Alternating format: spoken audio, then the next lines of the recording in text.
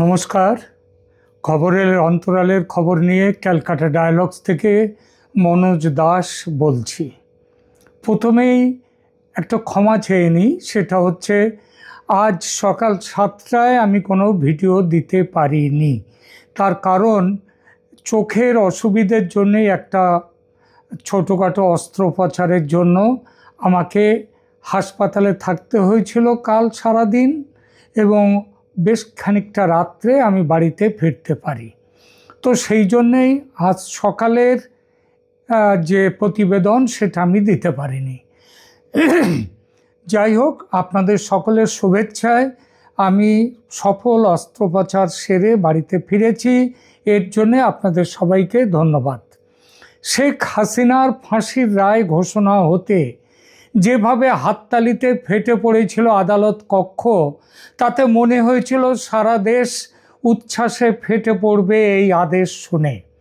জামাত, NCP, BNP meeting মিছিল করে নাচা গানা করে মাতিয়ে দেবে বাংলাদেশ।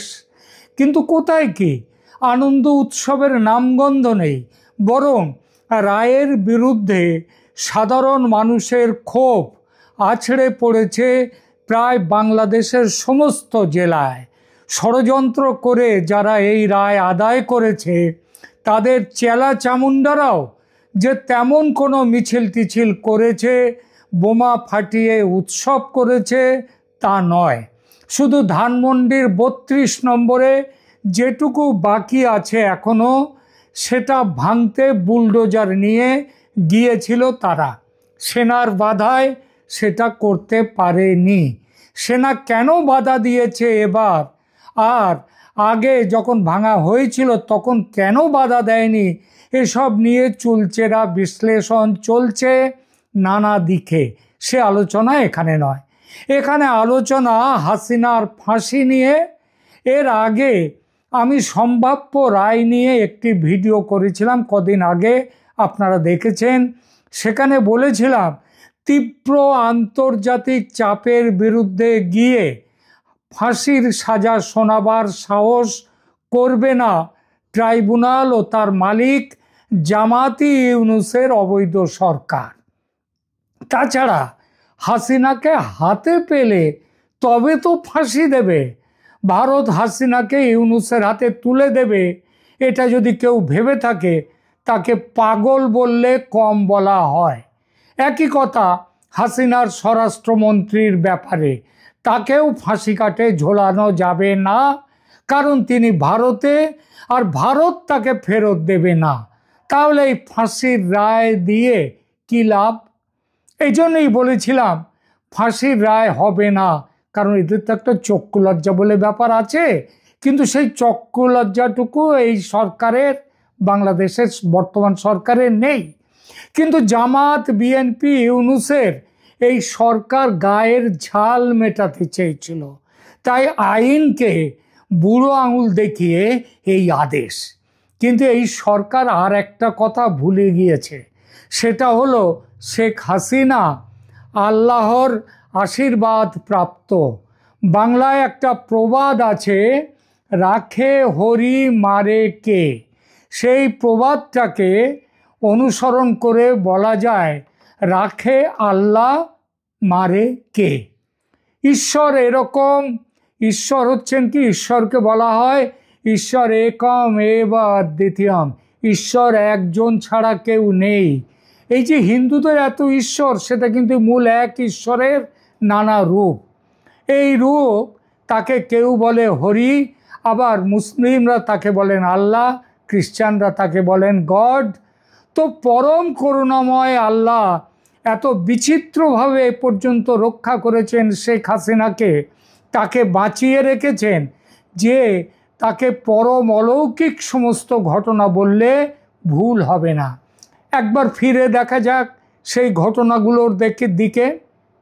শেখ হাসিনাকে এবারও যে ছুঁতে পারবে না ঘাতক, সেটা বোঝাতেই একবার এই ফিরে দেখাটা আসুন। 1975-এর 15ই আগস্টের রাত, তার পুরো পরিবার নিহত হয়েছিলেন, কিন্তু তিনি, শেখ হাসিনা, বেঁচে গিয়েছিলেন। সেই রাতে তিনি এবং তার বোন রেহানা সেই রাতে বঙ্গবন্ধু শেখ মুজিবুর রহমানকে সপরিবারে হত্যা করার সময় তার দুই কন্যা শেখ হাসিনা এবং শেখ রেহানা ঘটনাচক্রে বিদেশে অবস্থান করছিলেন, তাই প্রাণে বেঁচে যান। তার এই বিদেশ যাত্রা ঘটনাচক্র এই জন্যেই বললাম, সেটা পূর্ব নির্ধারিত ছিল না, অনেকটা আকস্মিক ছিল। স্বামী ডক্টর এম.এ. ওয়াজেদ মিয়ার কর্মস্থান ছিল পশ্চিম জার্মানি। হত্যাকাণ্ডের মাত্রই কয়েকদিন আগে শেখ হাসিনা জার্মানিতে তার স্বামীর কাছে যান। পরে এক সাক্ষাৎকারে শেখ হাসিনা বলেছিলেন, আমি আমার স্বামীর কাছে গিয়েছিলাম, বিমানবন্দরে আমাকে বিদায় জানাতে সবাই এসেছিলেন, আমার বাবা, মা, আমার 3 ভাই, 2 নববিবাহিতা ভগ্নিপতি। শেখ হাসিনা জানতেন বাংলাদেশ ও পাকিস্তানের যুদ্ধ অপরাধী গুপ্ত ঘাতকেরা তাকে জার্মানিতে মেরে ফেলবে, কারণ তারা চায় বাঙালি জাতীয়তাবাদের মূর্ত প্রতীক শেখ মুজিবকে নির্বংশে হত্যা করতে চায় তারা। তাই 15ই আগস্টের ঘটনার পর তিনি পশ্চিম জার্মানি থেকে ভারত সরকারের কাছে রাজনৈতিক আশ্রয় প্রার্থনা করেন এবং 25শে আগস্ট সকালে এয়ার ইন্ডিয়ার একটি ফ্লাইটে তিনি দিল্লিতে পৌঁছান এবং সেখানে নির্বাসিত জীবন শুরু করেন। কেন ভারত?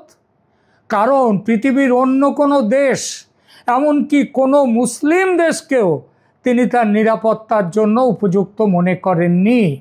দ্বিতীয়ত, ভারতের সঙ্গে বাংলাদেশ তথা আওয়ামী লীগের ঐতিহাসিক সম্পর্ক, আজকের বাংলাদেশ তৈরি হতো না যদি ভারত না থাকত। তো এই ঐতিহাসিক সম্পর্ক, এবং তৃতীয়ত কূটনৈতিক ও কৌশলগত কারণ তিনি জানতেন ফিরে আসার লড়াইয়ে ভারত তার সবচেয়ে বিশ্বাসযোগ্য বন্ধু। যে দেশকে স্বাধীন করবার জন্য তার বাবা বঙ্গবন্ধু মুজিবুর রহমান তার জীবন দিয়েছেন, সেই দেশকে রক্ষা করার দায়িত্ব শেখ হাসিনা নিজের কাঁধে নিয়েছিলেন। সেবার শেখ হাসিনা 1981 সালের 17ই মে, অর্থাৎ প্রায় 5 বছর 10 মাস পর তিনি দেশে ফেরেন। এই সহজ সত্যটা মাথায় রাখলে জামাতি ইউনূস হাসিনার বিচার নিয়ে এত ষড়যন্ত্র করতেন না। 1975-এর 15ই আগস্ট এভাবে বেঁচে যান তিনি। তারপর ভারতে দীর্ঘ নির্বাসন জীবনে তার ধারে কাছে কোনো ঘাতক পৌঁছতে পারেনি। সেই চেষ্টা শুরু হয় তার দেশে ফেরার পর। হাসিনা নিজ মুখে বিভিন্ন সময় বলেছেন যে তিনি 19 বার হত্যা চেষ্টা থেকে বেঁচে ফিরেছেন। এখানে সেই প্রধান ঘটনাগুলোর একটা তালিকা দিলাম। প্রথম ঘটনা তাকে মেরে ফেলার। 10 নভেম্বর 1987 সচিবালয়ের কাছে আক্রমণ। শেখ হাসিনা জেনারেল এরশাদের সামরিক শাসন বিরোধী আন্দোলনে যোগ দিলে সচিবালয়ের কাছে তার গাড়িতে গুলি চালানো হয়। একটি গুলি এরশাদ বিরোধী বিক্ষোভকারী নূর হোসেনকে আঘাত করে, যিনি ঘটনাস্থলেই মারা যান। হাসিনা কিন্তু অক্ষত। দ্বিতীয় ঘটনা 24 জানুয়ারি 1988 চট্টগ্রামে একটি জনসভায় ভাষণ দেওয়ার সময় পুলিশ জনতার ওপর গুলি চালায়, যাতে প্রায় 40 জন নিহত হন। এই গুলি চালনার মূল লক্ষ্য ছিলেন হাসিনা, কিন্তু তিনি অক্ষত। হাসিনা সেদিন অল্পের জন্যে প্রাণে বেঁচে যান। তৃতীয় ঘটনা 10ই আগস্ট 1989 ধানমন্ডি বাসভবনে বোমা হামলা হয়। 10 থেকে 12 জন ব্যক্তি, যাদের বেশিরভাগ ফ্রিডম পার্টির কর্মী, তারা ধানমন্ডির হাসিনার বাসভবনে বোমা ছোড়ে গুলি চালায়। এখানেও হাসিনার কোনো ক্ষতি হয়নি। চতুর্থ 11ই সেপ্টেম্বর 1991 গ্রিন রোড ঢাকা নির্বাচনী কেন্দ্র পরিদর্শনের সময় গ্রিন রোডে তার উপর গুলি চালানো হয়, তিনি অক্ষত অবস্থায় বেঁচে যান। পঞ্চম ঘটনা 13ই সেপ্টেম্বর 1994 ঈশ্বরদী রেল মার্চ। ঈশ্বরদীতে তার ট্রেন মার্চ কর্মসূচির সময় হত্যা প্রচেষ্টা চালানো হয়। রেলের কোচে যেখানে তিনি ছিলেন একাধিক গুলি ছোড়া হয়, এবারও তাকে মারা যায়নি। ষষ্ঠ ঘটনা, 7 ডিসেম্বর 1995 পান্থপথের রাসেল স্কোয়ারে একটি সমাবেশে ভাষণ দেওয়ার সময় তিনি হামলার শিকার হন। হামলাকারীরা এবারও ব্যর্থ। সপ্তম ঘটনা, 7ই মার্চ 1996 ঢাকা বিশ্ববিদ্যালয়ের কার্জন হলে একটি সভা থেকে ফেরার পথে আক্রমণের শিকার হন। এতে 20 জন আহত হন। শেখ হাসিনা অক্ষত। 20 জুলাই 2000 সেনা গোপালগঞ্জের কোটালীপাড়ার শেখ লুৎফর রহমান কলেজের কাছে 76 কেজি ওজনের বিস্ফোরক উদ্ধার করা হয়। হাসিনার 2 দিন পর সেখানে গিয়ে একটি সমাবেশে ভাষণ দেওয়ার কথা ছিল। সেই উদ্দেশ্যেই বিস্ফোরণ ঘটাবার জন্যেই ওই বিস্ফোরক পদার্থ সেখানে জমা করা হয়। এই চক্রান্তটি হারকাতুল জিহাদ আল ইসলামী বাংলাদেশ বা হুজিবি সংগঠনের মুফতি আব্দুল হান্নান পরিচালনা করেছিলেন। নবম ঘটনা, 29 মে 2001 খুলনার রূপসা সেতু উদ্বোধনের সময় সেতুর নিচে বিস্ফোরক পুঁতে রাখা হয়েছিল। গোয়েন্দারা এটা আবিষ্কার করেন এবং নিষ্ক্রিয় করে দেয়। দশম ঘটনা, 25 সেপ্টেম্বর 2001 তত্ত্বাবধায়ক সরকারের আমলে সিলেটে নির্বাচনী সমাবেশে বোমা বিস্ফোরণ ঘটানো হয় যাতে 2 জন নিহত হন। সেইখানে শেখ হাসিনা ছিলেন সেই নির্বাচনী সমাবেশের মূল বক্তা এবং আক্রমণের মূল লক্ষ্য ছিলেন তিনি। 11 নম্বর ঘটনা, 4 মার্চ 2002 বিরোধী দলীয় নেতা হাসিনার মোটরকেডে আক্রমণ করা হয়। আগ্নেয়াস্ত্র থেকে তাকে লক্ষ্য করে গুলি ছোড়া হয়। লক্ষ্যভ্রষ্ট হয় সেই গুলি। 12 নম্বর ঘটনা, 29 সেপ্টেম্বর 2002 কলারোয়া সাতক্ষীরায় সমাবেশ স্থলে যাওয়ার পথে তার মোটরকেড আক্রমণের শিকার হয়। 13 নম্বর ঘটনা, 2রা এপ্রিল 2004 গৌরনদী বরিশাল বিএনপি জামাত ক্যাডারদের দ্বারা গৌরনদীতে হাসিনার মোটরকেডে বন্দুক যুদ্ধ চালানো হয়। 21 আগস্ট এর পরের ঘটনা, 21 আগস্ট 2004 সবচেয়ে ভয়ঙ্কর আক্রমণটি ঘটে।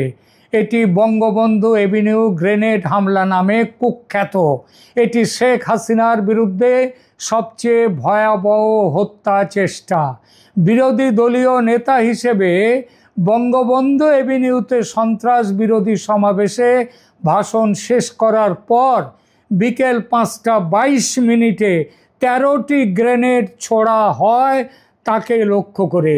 কাছাকাছি ভবনের ছাদ থেকে এই গ্রেনেড নিক্ষেপ করা হয়।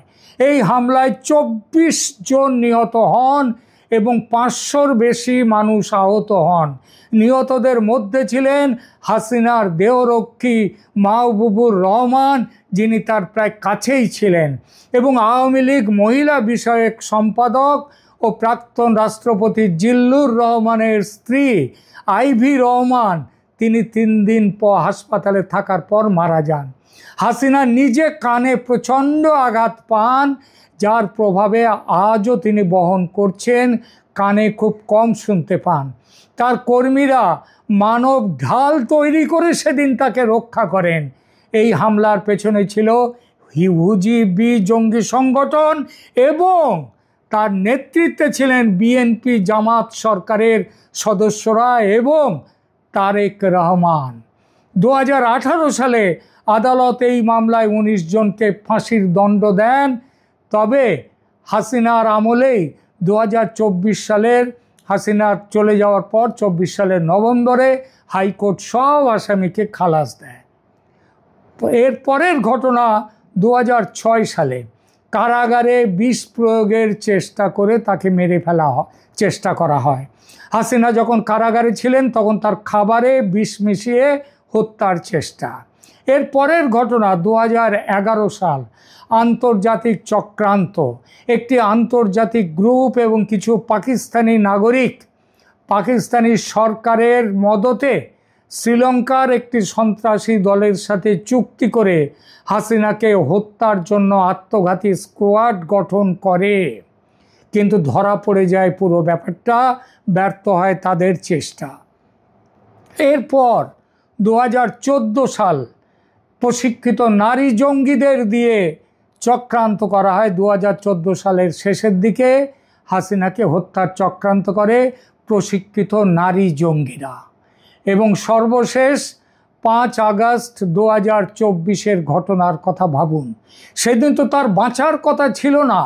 মব এগিয়ে আসছিল, স্নাইপার রাইফেল নিয়ে খুনি পৌঁছে গিয়েছিল, গণভবনে লুকিয়েছিল।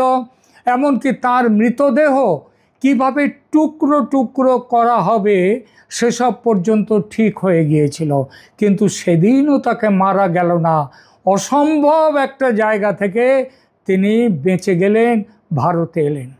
এভাবে বারবার মৃত্যুর দরজা থেকে ফিরে আসার পেছনে কেউ যদি পরম করুণাময়ের আশীর্বাদ খুঁজে পান, তবে তাকে কি ভুল বলা যায়? শেখ হাসিনা স্বাভাবিকভাবেই তাই তার বেঁচে থাকার পেছনে আল্লাহর হাত দেখতে পেয়েছেন। পরবর্তীতে তিনি বিভিন্ন সময়ে অডিও বার্তায় সেদিনের ঘটনা এবং আল্লাহর রহমত সম্পর্কে আবেগঘন বক্তব্য দেন।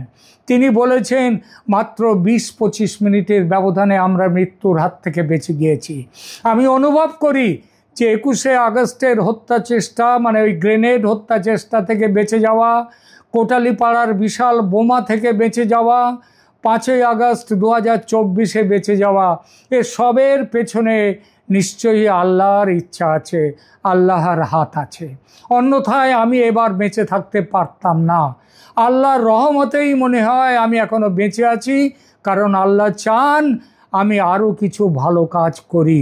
যদিও আমি কষ্ট পাচ্ছি, আমি আমার দেশ ছাড়া, আমার ঘর ছাড়া সব কিছু পুড়িয়ে দেওয়া হয়েছে, তবুও আল্লাহ চান আমাকে দিয়ে কিছু ভালো কাজ করবেন।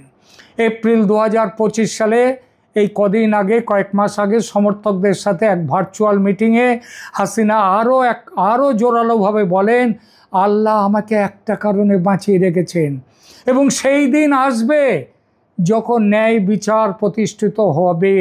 যারা এই অপরাধ করেছে তাদের অবশ্যই শাস্তি পেতে হবে, এটা আমার প্রতিজ্ঞা। আর এই বিশ্বাস থেকেই 17ই নভেম্বর মৃত্যুদণ্ডের ঘোষণা শোনার পর শেখ হাসিনার পরম বিশ্বাসী ও দৃঢ় প্রত্যয়ী বার্তা, আমাকে ওরা কি ফাঁসি দেবে, ইউনূসকে ফাঁসি কাটে তো আমি ঝোলাবো। এটা কোনো প্রতিহিংসার হুমকি নয়। যেভাবে ইউনূস সভ্য সমাজের সমস্ত আইন কানুনকে ধ্বংস করে শেখ হাসিনাকে ফাঁসি কাটে ঝোলাবার অপচেষ্টা করেছেন, যেভাবে মুক্তিযুদ্ধের গৌরবময় স্মৃতিকে মুছে দিয়ে দেশটাকে আবার পাকিস্তান অন্যান্য বিদেশি শক্তির কলোনি বানিয়ে তুলছেন, তাতে ফাঁসি কাটে ওঠা ছাড়া অন্য শাস্তি পেতে পারেন না মোহাম্মদ ইউনূস। হাসিনা সে কথাই বলেছেন আমাকে কি ফাঁসি কাটে ঝোলাবে, ইউনূসকে আমিই তো ফাঁসি কাটে ঝোলাবো। ধন্যবাদ।